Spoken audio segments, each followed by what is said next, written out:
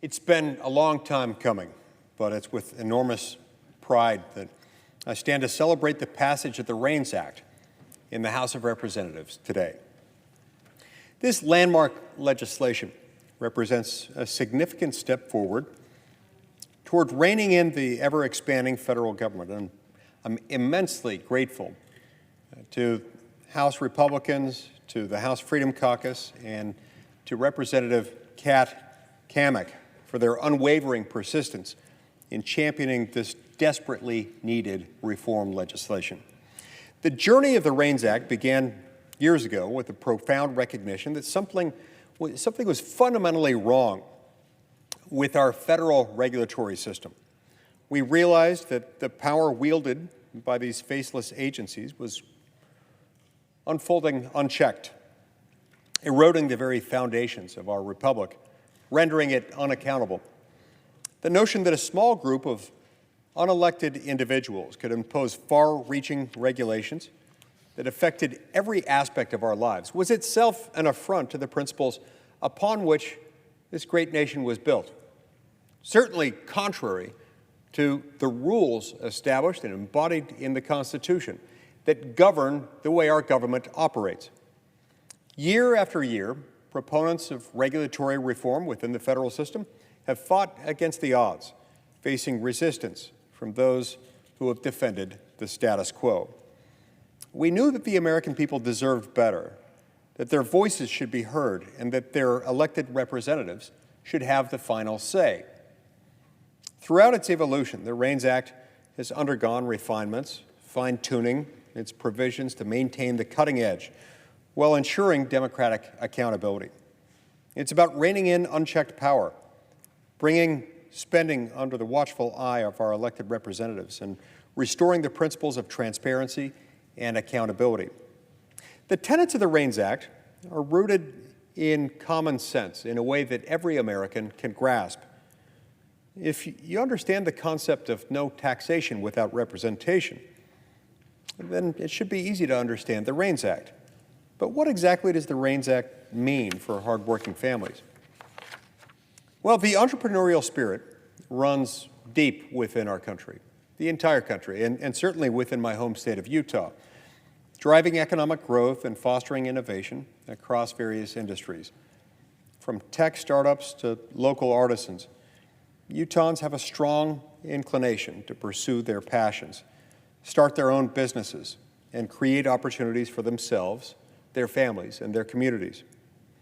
However, this entrepreneurial spirit often faces significant hurdles, sometimes insurmountable hurdles, due to over-regulation by this or that federal agency. It's like the feeling you get when you try to assemble a new piece of furniture from a certain Swedish retail store, and you're not quite sure if you purchased the Kegserlig or the Plogfara, but you're bombarded with 1,000-page jargon-filled instruction manuals. Federal regulations often feel like those convoluted instruction manuals, but with much higher stakes, though the titles are a little easier to pronounce. The REINS Act seeks to change that. The term REINS is an acronym that stands for Regulations from the Executive in Need of Scrutiny, and its purpose is simple: to ensure that unelected bureaucrats cannot impose major regulations on us without the consent of our elected representatives. It's about putting power back into the hands of the people and their elected representatives where it rightfully belongs. You see, Mr. President, this isn't just a good idea. It's a good idea that's been embedded within the Constitution. The very first operative provision of that document, Article 1, Section 1, Clause 1, makes this clear. All legislative powers herein granted shall be vested in a Congress of the United States, which shall consist of a Senate and a House of Representatives. The meaning of that is clear and simple. To make law, you have to go through the Congress. There is no other way to make law. Legislative powers are the powers to make law. And all legislative powers granted in the Constitution are federal ones. Therefore, to make a federal law, you've got to follow the formula prescribed in Article 1, Section 1. Article 1, Section 7 explains exactly how that has to happen. You've got the same legislative proposal that has to pass the House and the Senate, identical text, before it can then be presented to the President for signature, veto, or acquiescence. The point of this is simple. The power to make law is inherently dangerous and volatile. It can harm people just as it can protect others. For that reason, it's not to be entrusted to any branch of government other than the branch of government most accountable to the people at the most regular intervals.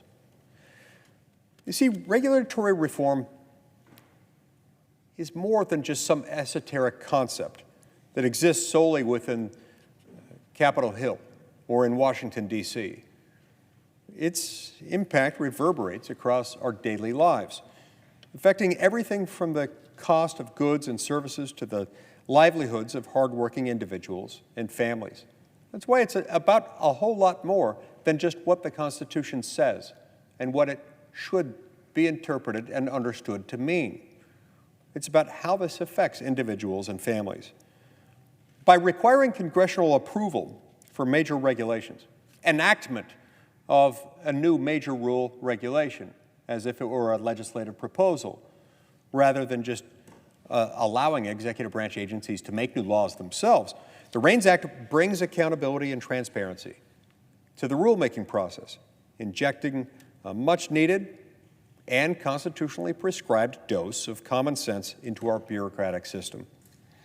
The REINS Act articulates and imagines a world where small businesses are freed from the weight of onerous regulations, detached from any common sense, where parents can provide for their children without being bogged down by unnecessary red tape, and where innovation and entrepreneurship thrive without the suffocating grip of excessive government control. That is the world we strive to create with the passage of the REINS Act. Now, to be clear, even with the REINS Act, from time to time, some federal regulations would end up being approved and enacted into law by Congress. Congress, after all, can and does make mistakes. But there's a big difference. When Congress makes that mistake, members of Congress who vote for that mistake can be held accountable. Currently, they cannot. In fact, by design, they're insulated from the process, left only in a position where the best they can do is write a harshly worded letter, beating their chests and calling the people who wrote this or that regulation at this or that federal agency barbarians. But after all, our job is not about writing letters. It's about making law. Insofar as we've got other entities that are not us, run by people who are not elected by voters in our state or in any state, that's a problem, and it's a problem that we have to fix. Today we celebrate this victory for freedom, for common sense, and for the hardworking families who deserve a government that serves, not stifles them. We owe an immense debt of gratitude to the House of Representatives, in particular to the House Republicans who voted for this.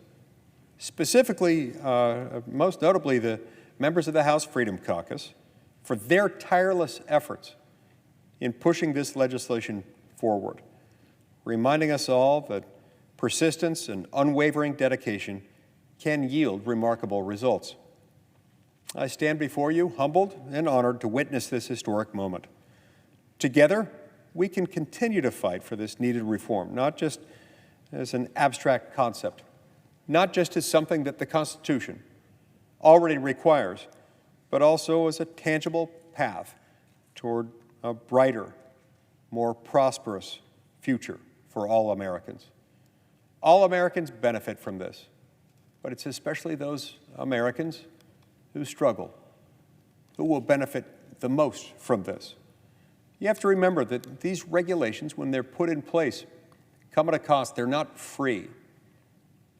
It's been a few years since anyone has undertaken a comprehensive effort to estimate the total cost of complying with federal regulations. But according to one study that I saw, it's been several years ago now that this study was produced, they estimated that the cost, well, impossible to calculate in its entirety, was at least $2 trillion. We've added a whole lot of federal regulations, including some very costly federal regulations, since that study was done.